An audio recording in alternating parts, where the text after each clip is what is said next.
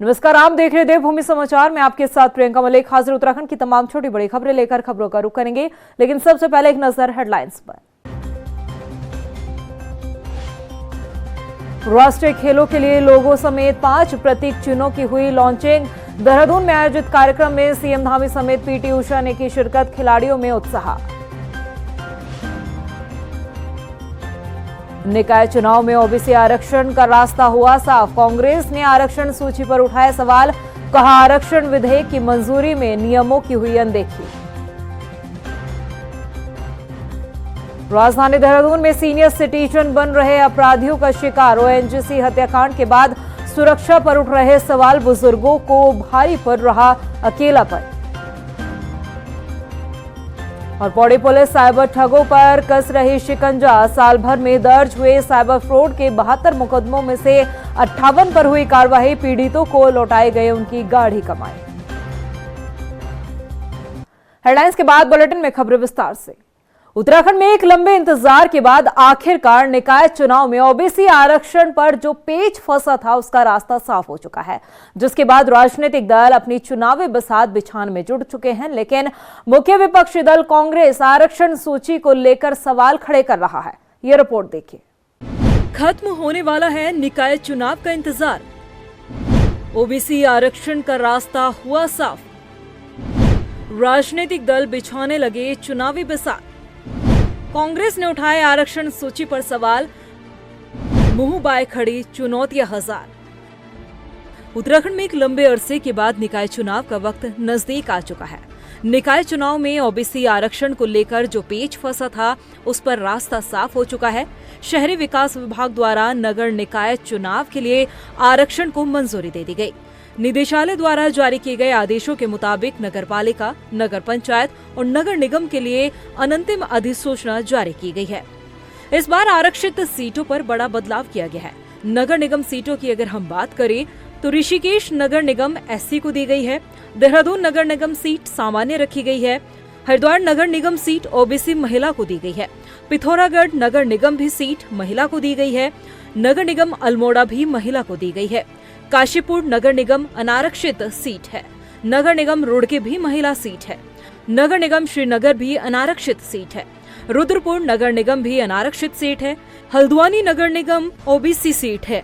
कोटद्वार नगर निगम अनारक्षित सीट है। निकाय चुनाव को लेकर ओबीसी आरक्षण तय हुए तो राजनीतिक दल चुनावी बिसात बिछाने में जुट गए। अब पार्टियों के सामने सबसे बड़ी चुनौती जिताऊ कैंडिडेट को मैदान में उतारने की है। उम्मीदवारों को लेकर राजनीतिक दलों के बीच मंथन शुरू हो चुका है। बीजेपी निकाय चुनाव को लेकर अपनी तैयारियां पूरी होने का दावा करती नजर आ रही है। देखिए, कांग्रेस तो महाज्ञानी है और इसीलिए शायद जनता उनको बार बार हार का मुंह दिखाने का काम करती है। ओवर कॉन्फिडेंस होकर के जब कांग्रेस अपने बयानबाजी करती है तो मुझे लगता है कि वो कहीं ना कहीं उनके जो वो मुद्दे हैं, जिन मुद्दों को लेकर के वो चलने की कोशिश करते हैं, वो गौण हो जाते हैं। रही बात भारतीय जनता पार्टी की, तो भारतीय जनता पार्टी का प्रत्येक कार्यकर्ता से लेकर के मुख्यमंत्री, हमारे मंत्री, प्रदेश अध्यक्ष, तमाम वरिष्ठ नेतागण नगर निकाय चुनाव को जीतने के लिए प्रयासरत हैं और हमारी पूरी टीमें पहुंच चुकी है, हमारी टोलियां पहुंच चुकी हैं अपने सभी जिलों में और वहां से पर्यवेक्षक हमारे अपनी रिपोर्ट बना करके देंगे किसको क्या टिकट मिलना है और पूरी तैयारी भारतीय जनता पार्टी की संगठन की ओर से है।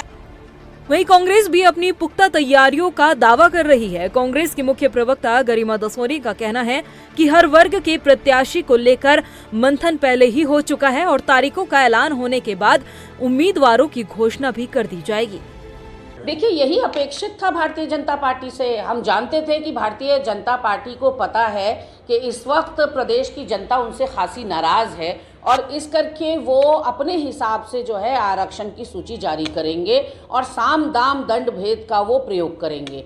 और उनके पैतरों से, क्योंकि हम भली भांति अब वाकिफ़ हो गए हैं और 1 साल का जो लंबा वक्त बीता है उसमें कांग्रेस ने भी अपनी पूरी तैयारी की है। जहां एक तरफ अब राजनीतिक दल अपनी मजबूत रणनीति और दावेदारों को लेकर मंथन करते नजर आ रहे हैं, तो वहीं कांग्रेस आरक्षण सूची पर सवाल खड़े कर रही है। कांग्रेस के प्रदेश अध्यक्ष करण माहरा का कहना है कि बीजेपी सरकार ने जल्दबाजी में अधिसूचना जारी की है जिसमें नियम और कानूनों का उल्लंघन किया गया है। आरक्षण के मुद्दे पे महत्वपूर्ण 3 विषयों पे मैं बात रखना चाहूँगा। एक तो जो हमारे प्रदत्त अधिकार हैं संविधान से या जो आज तक चलता रहा है, उस पे बड़ा कुटाराघात भारतीय जनता पार्टी और उसकी सरकार ने किया है। इन्होंने नगर पालिकाओं में ऐसी नगर पालिकाएँ जिनमें 10,000 से कम संख्या एससी की है, उनको आरक्षण से बाहर कर दिया है।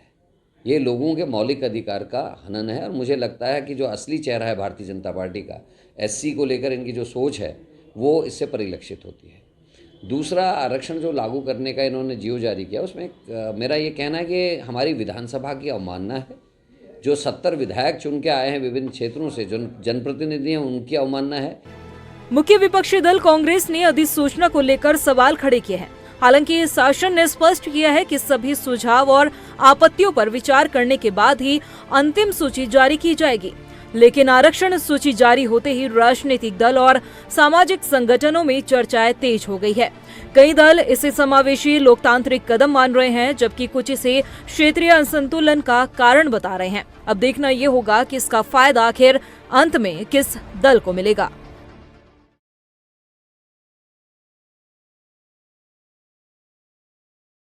उत्तराखंड में होने वाले राष्ट्रीय खेलों के लोगो, शुभंकर, एंथम, जर्सी और टॉर्च की लॉन्चिंग कर दी गई है। देहरादून स्थित Maharana Pratap sports stadium complex में आयोजित भव्य कार्यक्रम में सीएम धामी, भारतीय ओलंपिक्स संघ की अध्यक्ष पीटी उषा, खेल मंत्री रेखा आर्य ने शिरकत की। आपको बता दें कि 28 जनवरी 2025 से शुरू होने जा रहे नेशनल गेम्स को लेकर जहां एक तरफ खिलाड़ियों में उत्साह देखने को मिल रहा है, तो वहीं उत्तराखंड सरकार भी राष्ट्रीय खेलों की मेजबानी के लिए काफी उत्साहित नजर आ रही है। राजधानी देहरादून शहर, जो कभी अपनी स्वच्छ आबो हवा और रिटायरमेंट लाइफ के लिए जाना जाता था, अब वो शहर असुरक्षित हो चला है। वजह दिन पर दिन बढ़ता जा रहा क्राइम ग्राफ। हाल ही में देहरादून के बसंत विहार इलाके में ओएनजीसी से रिटायर्ड इंजीनियर की हत्या के बाद सवाल उठ रहे हैं कि आखिर राजधानी में सीनियर सिटीजन कितने सुरक्षित है। रिपोर्ट देखिए। उत्तराखंड राज्य को सीनियर सिटीजन के लिहाज से काफी सुरक्षित माना जाता है और इस बात का दावा नेशनल क्राइम रिकॉर्ड ब्यूरो के आंकड़े भी करते हैं। खासकर देहरादून उन मशहूर शहरों में शामिल है जहां पर रिटायरमेंट के बाद लोग सुकून के पल बिताना पसंद करते हैं।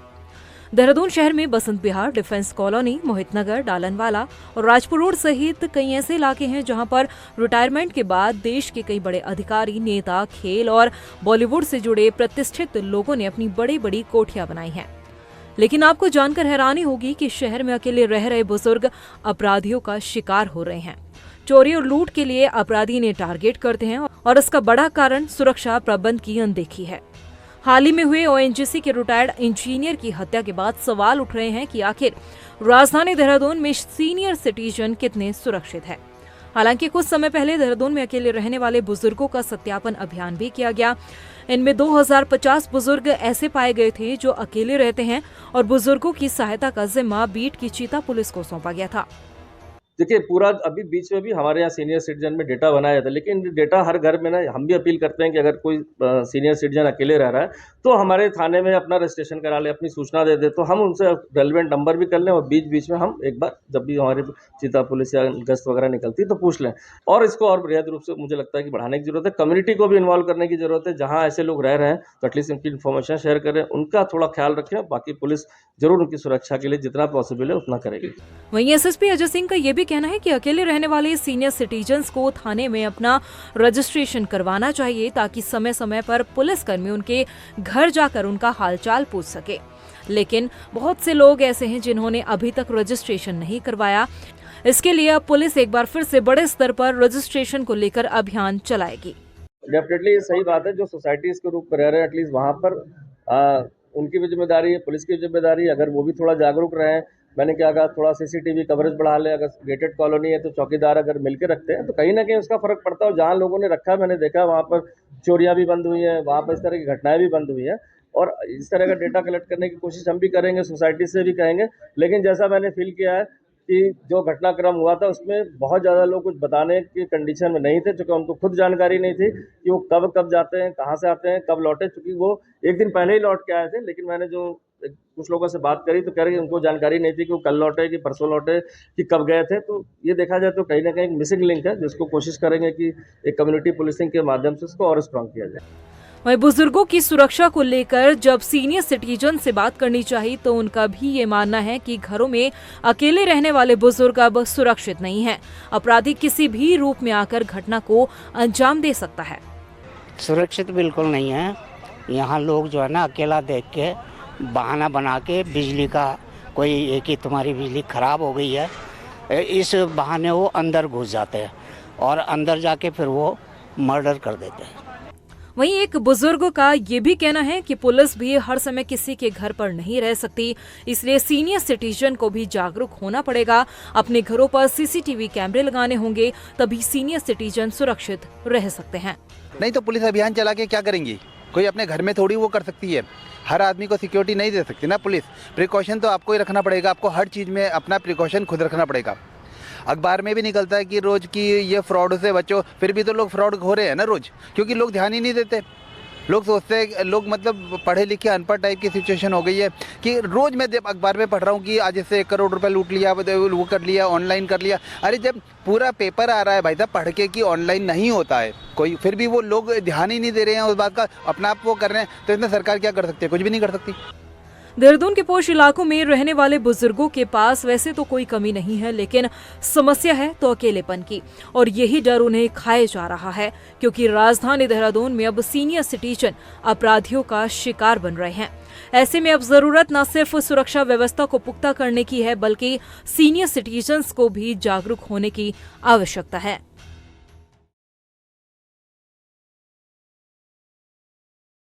भारतीय युवा कांग्रेस के प्रमुख कार्यक्रम यंग इंडिया के बोल कार्यक्रम के 5वें संस्करण को लेकर यूथ कांग्रेस के प्रदेश मीडिया चेयरमैन देवेश उनियाल ने जानकारी साझा की। देवेश उनियाल ने बताया कि बेरोजगारी और नशा ये दोनों समस्या समाज के लिए गंभीर रूप से प्रभावित कर रही है और देश के युवाओं पर बुरा असर पड़ रहा है। मोदी सरकार अपने 2 करोड़ नौकरियों के वादे को पूरा करने में विफल साबित हुई है। तो जैसे कि हम देख ही रहे हैं कि देश में बढ़ती बेरोजगारी और जो हमारे प्रदेश में और पूरे देश में बढ़ता हुआ नशा है, उसको रोकने के लिए जो हमारे नए नवनियुक्त प्रेसिडेंट हैं श्री उदय भानु चिप जी, उनके द्वारा एक नई मुहिम चलाई गई है नौकरी दो नशा नहीं। तो उसी के साथ जो हमारा फ्लैगशिप प्रोग्राम है यंग इंडिया के बोल, आज उसके सीज़न 5 का हम यहाँ पर लॉन्च कर रहे हैं। ये पूरे देश भर में इसका जो 5th सीज़न है उसका लॉन्च हो रहा है। ये जो भी हमारे यंग प्रोफेशनल या यंग लीडर्स हैं, जो भी लोग राजनीति में रुचि रखते हैं या पब्लिक स्पीकिंग में रुचि रखते हैं, तो उनके लिए एक ऐसा प्लेटफॉर्म है कि वो अपनी आवाज़ को आगे ले जा सकें और भारतीय युवा कांग्रेस के नेशनल स्पोक्स पर्सन तक बनने की उनकी राह का जो इनिशियल स्टेप है वो यही है। वहीं गदरपुर में विधायक अरविंद पांडे ने करतारपुर मार्ग के निर्माण कार्यों का उद्घाटन किया। इस मौके पर विधायक अरविंद पांडे ने बताया कि करीब 4 किलोमीटर सड़क को बनवाया जा रहा है। उन्होंने कहा कि इसका फायदा आने वाले दिनों में किसान और स्थानीय लोगों को जरूर मिलेगा। तो इस रोड के लोगों ने कई बार मुझसे कहा तो इसका एस्टीमेट बनवा के शासन को भेजा था और शासन से प्रतिवर्ष 10 करोड़ रुपए की सड़कें बनाने की हमको अधिकार हमको मिला हुआ है। तो 10 करोड़ रुपए की लागत में हम अपनी प्राथमिकता देते हैं। तो उस प्राथमिकता में इस वित्तीय वर्ष में करतारपुर रोड को मैंने दिया है। उसकी स्वीकृति होकर आ गई है। आज इसका कार्य प्रारंभ कर दिया गया है। मैं क्षेत्रवासियों को इसकी शुभकामना देता हूँ, बधाई। क्षेत्रवासी नाला निर्माण की भी मांग कर रहे हैं सड़क के साथ। बिल्कुल, मैं कोशिश करूँगा कि इसी सड़क के साथ ही नाला भी इसका बन जाए। वहीं चंपावत जिले के लोहाघाट ब्लॉक में नेपाल सीमा को जोड़ने वाली अहम सड़क खालगढ़ रोसाल के डामरीकरण में ग्रामीणों ने भ्रष्टाचार के गंभीर आरोप लगाए। ग्रामीणों ने आरोप लगाया कि पीडब्ल्यूडी द्वारा बनाई गई सड़क से डामरीकरण पूरी तरह निकल चुका है। लोगों ने बताया कि डामरीकरण के दौरान कोई भी विभागीय अभियंता कार्यस्थल पर मौजूद नहीं था, जिसका खामियाजा जनता भुगत रही है। देखिए ऐसा है, ये सड़क पूरी तरह से इसमें बार बार डामरीकरण का कार्य किया जा रहा है, लेकिन वो डामर ये लोग सुबह डामर करते हैं, शाम को उखड़ जाता है। अभी पीडब्ल्यूडी ने बांको और बुरकिल्ला के बीच में डामरीकरण किया है। 4 दिन के बाद वह डामर उखड़ गया। उसके बाद चौथे दिन उन्होंने जो है तो उसमें पेंच वर्क करना पड़ा। तो पूरी तरह से जो है भ्रष्टाचार हो रहा है इसमें, और पूरी सड़क खराब हो गई है। जहाँ जहाँ इन्होंने पैच वर्क करे हैं सारा डामर उखड़ गया। वहाँ लोग यात्री चोटिल हो रहे हैं, बाइक वाले गिर रहे हैं। कल एक भाई साहब रानीखेत से आए थे, वो वहाँ चोटिल हो गए, उनके घुटने में चोट लग गई। तो मतलब काफ़ी सारी जो है दिक्कतें हो रही हैं। जबकि ये महत्वपूर्ण सड़क है, जो खालगढ़ा से रोसाल जो है महत्वपूर्ण सड़क है। इसमें जब यहाँ पर मुख्यमंत्री धामी जी ठाटा में रात्रि प्रवास में यहाँ पर आए थे, रामलीला मैदान से उन्होंने जो है इसकी हॉट मिक्स की घोषणा की थी, लेकिन उस पर अभी तक कोई कार्य नहीं हुआ है। और विभाग का कहना है कि हम इसमें डामरीकरण करा रहे हैं, तो अभी हॉट मिक्स होने में जो है तो मानक से बाहर है। वहीं रुड़की के छावनी परिषद में मौजूद साल पुराने पार्क में तोड़फोड़ को लेकर स्थानीय लोगों में नाराजगी देखने को मिल रही है। प्रदर्शन किया गया है। धरना दे रहे लोगों ने आरोप लगाया कि रुड़की छावनी परिषद पार्क की कमर्शियल दुकानों का निर्माण करवा रहा है, लिहाजा पार्क में ध्वस्तीकरण की कार्रवाई हो रही है, जिसका विरोध किया जा रहा है। ये यहाँ ऐसा सुना है कि दुकानें बनाएंगे कमर्शियल पर्पस पर। ये पार्क तो भाई साहब मेरे 62 साल उम्र हो गई जब मैंने होश संभाला। ये पार्क था, यहाँ बीच में फुहारा था। इसे फुहारे के नाम से आज भी कहते हैं। रिक्शा वाले को कहते हैं कहाँ उतरना है, फुहारे पे उतरना है। तो ये पार्क तो मेरे पैदाइश से पहले का है। नहीं, ये पार्क उजाड़ना तो गलत है। देखो, मैं सुबह जब मॉर्निंग वॉक को निकलता हूँ तो यहाँ बहुत सारे बच्चे वर्जिश करते हैं जो फौज में भर्ती होने वाले हैं, और भी कई लोग यहाँ पर अपना सुबह वर्जिश वगैरह करते हैं। तो ये पार्क तो नहीं तोड़ा जाना चाहिए। वहीं पौड़ी पुलिस ने साल भर में दर्ज हुए 72 साइबर फ्रॉड के मुकदमों में से 58 पर कार्रवाई की है। इसके अलावा पुलिस ने 1 करोड़ 3 लाख रुपए की धनराशि पीड़ितों के खाते में वापस करवाई है।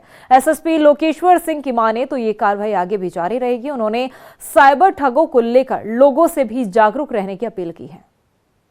जनपद पौड़ी गढ़वाल की पुलिस के द्वारा लगातार फाइनेंशियल फ्रॉड व साइबर फ्रॉड के विरुद्ध कार्रवाई करते हुए कुल 72 मुकदमे वर्ष भर में पंजीकृत किए गए हैं, जिसमें कुल 58 अभियुक्तों के विरुद्ध कार्रवाई भी की गई है और कुल 1 करोड़ 3 लाख की धनराशि विक्टिम्स को वापस करवाई गई है। मेरा समस्त जनता से अनुरोध है, यदि आपके साथ किसी भी प्रकार का कोई फाइनेंशियल या साइबर फ्रॉड हो जाता है तो उसकी आप शिकायत 1930 के टोल फ्री हेल्पलाइन नंबर पर अवश्य दें और निकटतम पुलिस स्टेशन में भी इसकी शिकायत अवश्य करवाएं। वहीं काशीपुर में 9 दिसंबर को गुरुद्वारे में हुए गोलीकांड मामले में पुलिस ने आरोपी को गिरफ्तार किया है। आरोपी के कब्जे से अवैध पिस्टल और एक जिंदा कारतूस बरामद किया गया। दरअसल 9 दिसंबर को गुरुद्वारे में एक विवाद सुलझाने के लिए पंचायत बुलाई गई थी, जिसमें अचानक एक पक्ष ने दूसरे पक्ष को जान से मारने की नियत से गोली चलाई और घटना के बाद से वो फरार हो गया था। 2 पक्षों द्वारा गुल्लरबोजी जो गुरुद्वारा है उसमें पुराने किसी विवाद को निपटाने को लेकर पंचायत की जा रही थी और वहाँ पे किसी द्वारा फायरिंग की सूचना हमको मिली थी। तो जसपुर थाने में हमने 9 तारीख को ये मुकदमा पंजीकृत किया था। सिमरनजीत जी की तहरीर थी, उसमें से एक अभियुक्त को जिनके द्वारा फायरिंग की गई थी हमारी टीम द्वारा कल रात को गिरफ्तार किया गया है और आज उसे कोर्ट में पेश किया जाएगा। सर, आरोपी पर कुछ आपराधिक मुकदमे? हाँ, इसमें काशीपुर और जसपुर में कुछ पुराने मुकदमों की जानकारी भी है और वो भी इसमें क्या बोलते हैं जांच में शामिल की गई। वहीं रुद्रपुर में श्रमजीवी पत्रकार यूनियन ने महानगर इकाई के शपथ ग्रहण समारोह में धूमधाम से इसका कार्यक्रम आयोजित किया। आपको बता दें कि कार्यक्रम में पंजाब के मशहूर गायक अमर संधू ने शिरकत की। इस दौरान मशहूर सिंगर अमर संधू ने कई गाने गाए और उनके गानों ने कार्यक्रम में शमा बांधने का काम किया। कार्यक्रम में पुलिस का भी कड़ा पहरा नजर आया।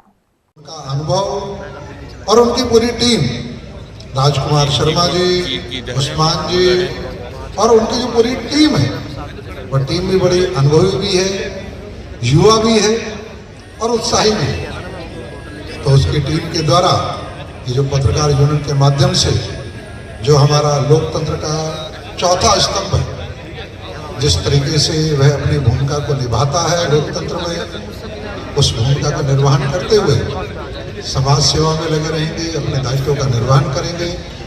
मैं पूरी टीम को बहुत बहुत बधाई देता हूँ, बहुत बहुत शुभकामनाएं देता हूँ। और जो ये रंगारंग कार्यक्रम का आज आयोजन किया गया है, ये भी बड़ा ऐतिहासिक है। उधर पौड़ी पुलिस ने पॉक्सो एक्ट के तहत फरार वारंटी को गिरफ्तार किया है। पुलिस ने बताया कि आरोपी न्यायालय में लगने वाली पेशियों में नहीं पहुंच रहा था, जिसके बाद कोर्ट के आदेश पर आरोपी को गिरफ्तार किया गया है। और प्रदेश की खबरों में इतना ही, फिर हाजिर होंगे कुछ और खबरों के साथ। तब तक के लिए मुझे दे इजाजत, लेकिन जाने से पहले एक नजर हेडलाइंस पर। नमस्कार। राष्ट्रीय खेलों के लिए लोगों समेत 5 प्रतीक चिन्हों की हुई लॉन्चिंग। देहरादून में आयोजित कार्यक्रम में सीएम धामी समेत पीटी उषा ने की शिरकत। खिलाड़ियों में उत्साह। निकाय चुनाव में ओबीसी आरक्षण का रास्ता हुआ साफ। कांग्रेस ने आरक्षण सूची पर उठाए सवाल, कहा आरक्षण विधेयक की मंजूरी में नियमों की हुई अनदेखी। राजधानी देहरादून में सीनियर सिटीजन बन रहे अपराधियों का शिकार। ओएनजीसी हत्याकांड के बाद सुरक्षा पर उठ रहे सवाल, बुजुर्गों को भारी पड़ रहा अकेलापन। और पौड़ी पुलिस साइबर ठगों पर कस रही शिकंजा। साल भर में दर्ज हुए साइबर फ्रॉड के 72 मुकदमों में से 58 पर हुई कार्रवाई। पीड़ितों को लौटाए गए उनकी गाढ़ी कमाई।